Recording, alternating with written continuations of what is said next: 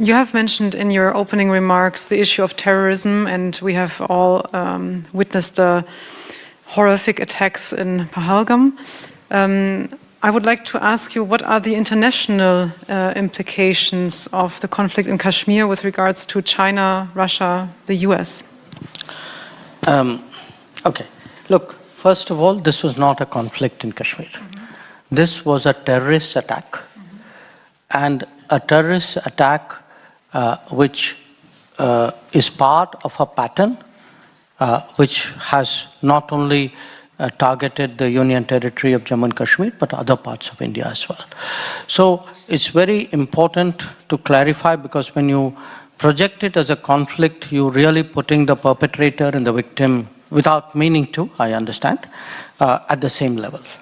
So this was a horrific, particularly brutal terrorist attack, because it was meant to create a fear psychosis and destroy the tourism economy of Kashmir, which is the mainstay. And it was also meant in a way to sow religious discord, the manner in which it was done.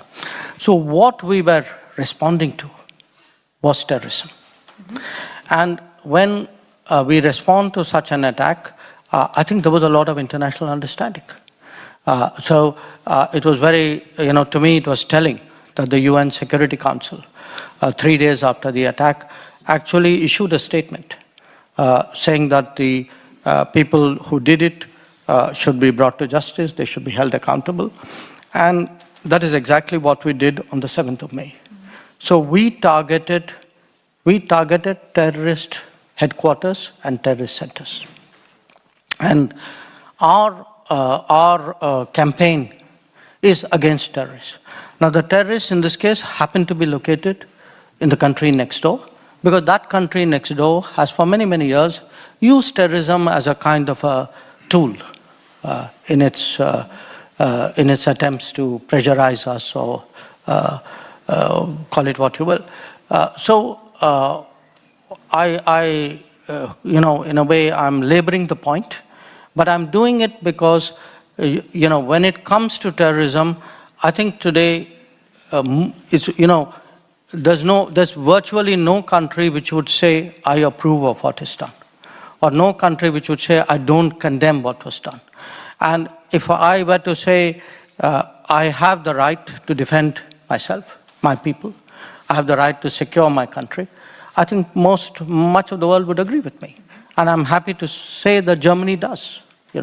We are very encouraged both by the very early condemnation of the terrorist attack, as well as the very clear message which we got on the 7th of May, and again today from Minister Wadeful, that Germany recognizes India's right to defend itself against terrorism. Allow me finally to make a few points about combating terrorism. We strongly believe that there must be zero tolerance for terrorism in all its forms and manifestations. In that context, it is also essential that we never yield to nuclear blackmail. This is a shared and interconnected challenge for the global community, and it is imperative that there is strong international cooperation and understanding on the matter. Well, I don't have anything particular to add to the first question, but to the second one, I'd like you to understand this is not a conflict between two states per se. This is actually a response to the threat and to the practice of terrorism. So I would urge you to make it, don't think of it as India-Pakistan, think of it as India-Terroristan. You will then appreciate.